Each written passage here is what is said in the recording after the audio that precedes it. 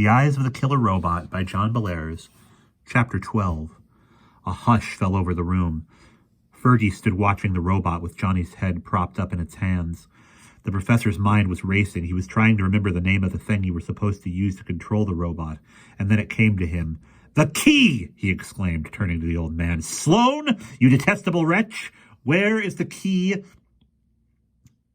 of Abraxas? Do you have it?" Sloan took his hands away from his face. It's in the sideboard, behind you, in the top drawer. Suddenly the robot moved forward. With heavy, dragging steps, it stumped past the table where Johnny lay and reached out its arms to grab Sloan. He shrieked and dodged out of the way, and the robot bumped clumsily again against the wall. Meanwhile, the professor was fumbling madly with potholders and medicine bottles in the top drawer of the sideboard. Finally, the professor's fingers closed over a key. It looked like an ordinary house key, and a cardboard tag dangled from it on a string. "Is this it? Is this the key?" he yelled, waving the key in the air. Yes, Sloan babbled as he moved farther along the wall. "Put it in the hole in the back of its neck, and turn it, for God's sakes, hurry!" As Sloan talked, the robot began shuffling along next to the wall like a great oversized toy. Then it took 3 steps towards Sloan with a sweep of its arms, knocked him to his knees.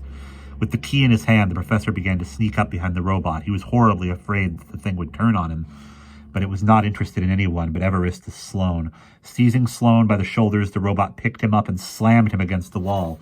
The professor crept closer, and now he could see a small oblong hole in the creature's neck.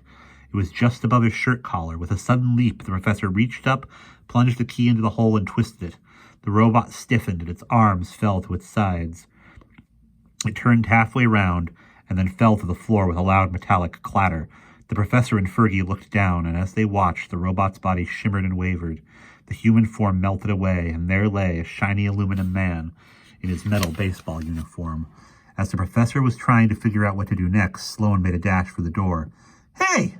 Fergie yelled. "Go after him, Prof! Are you going to let him get away?"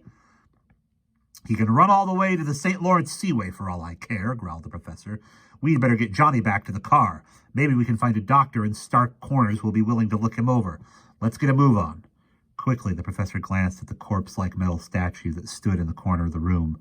He shuddered, and then he moved to the end of the table and lifted Johnny's legs. Fergie put his hands under Johnny's armpits, and together they carried him out of the room and across the dark basement. As they maneuvered Johnny up the cellar steps, the professor half expected to see Everest Sloan waiting for them with a pistol or an axe in his hands. Fortunately, though, he wasn't there, and they went back on their way with Johnny's limp body over the back door of the house. Across the field toward the road, Johnny began to groan and make muffled noises. He tossed his head like somebody having a bad dream.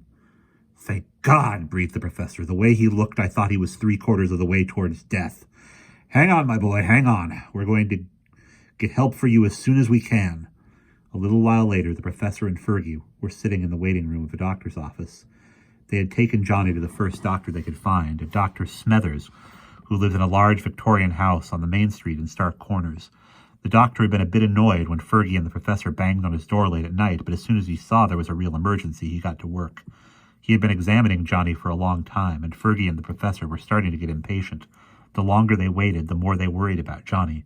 Maybe he was dying, and the doctor was afraid to tell them. Whatever the situation was, they wanted to know about it. Finally, Dr. Smethers opened the door. He was a very distinguished-looking man with a gray mustache and curly hair. "Well?" said the professor, as he jumped up out of his seat. The doctor smiled reassuringly. "Relax," he said. "Your friend is going to be all right. He was given some drug that I don't know the name of, a muscle-relaxing drug, like curare. At any rate, he didn't get a big dose, and the effects are starting to wear off. What on earth happened to the poor boy?" The professor looked the doctor straight in the eye. He tried to seem sincere and honest. "He was grabbed by a madman who had set up some sort of insane laboratory in the basement of the old stone house up on Mount Creed. We were camped near there, but we managed to get Johnny away from this character. But he may still be up there. Will you call the police to the house to see if they can nab him?" The doctor looked grave. "I certainly will," he said in a shocked voice. "Good Lord, that's the old Sloan place. It has certainly seen its share of evil goings-on over the years, but then..." That's something you wouldn't know about, would you? Look, I'll go call the police and see how your friend is doing. Stay calm. Everything's going to be all right. The professor and Fergie settled down in a couple of easy chairs and started going through a new stack of National Geographics. After half an hour, 2 policemen arrived, and they looked pretty upset. According to them, the Sloan house had been on fire when they arrived on the scene. It was burning like a torch, and since there was no sound of water nearby, they couldn't do anything but watch it. "Good Lord!" exclaimed the professor.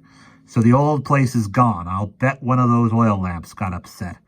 We saw 3 of them in the basement of the house when we... But see here, gentlemen.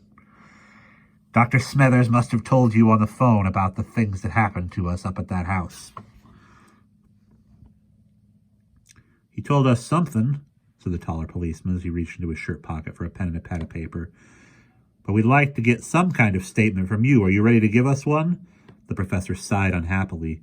He knew that he would have to tell the 2 cops the same story he had told Dr. Smethers. Once again, he recited his odd little half-true tale, but this time he gave a very exact description of Everestus Sloane. When he got to the part about the wart on Sloane's nose, the tall cop let out a loud exclamation. "My gosh," he said. "That's old Emmett Oglesby, the guy that runs the gas station out on the highway. I always thought he was a nice old fella, the kind that wouldn't hurt a fly." "Well, you never know about some people," said the professor with his jaw clenched. "If you can catch the old creep, I think he ought to be charged with kidnapping and maybe attempted murder, or at least assault with intent to do great bodily harm." The cop gave the professor a dirty look. He hated it when people threw legal terms at him. "We'll do what we can, sir," he said coldly, "but in the meantime, I want to ask you, do you have any idea why Mr. Oglesby could want to kidnap this kid?" The professor shook his head. "I haven't the foggiest idea, officer," he said. "If you can see into the mind of a vicious lunatic, you are a lot cleverer than I am. If you find out anything, I have left my name and telephone number with Dr. Smethers. For now, I think I will be happy when I find out that young John Dixon is well enough to go back to Dustin Heights with me." The policeman left, and Dr. Smethers came out of his office and announced that Johnny was ready to go. "He'll probably sleep on the way home," he explained as he led Fergie and the professor into the inner office. "By the way, are you sure you wouldn't rather spend the night up here at the inn? It's pretty late." The professor shook his head. "No, I'd rather drive straight home. I'm wide awake, and if I can get a cup of strong tea from you, I'll make it all right." Dr. Smethers boiled some water on a hot plate in his office, and the professor had tea. Meanwhile, Fergie talked to Johnny, who was pale and woozy, but otherwise cheerful. The professor paid the doctor, thanked him, and left with the boys. Johnny got into the back seat of the Pontiac, stretched out, and fell asleep immediately. Fergie and the professor climbed into the front seat, and they drove off.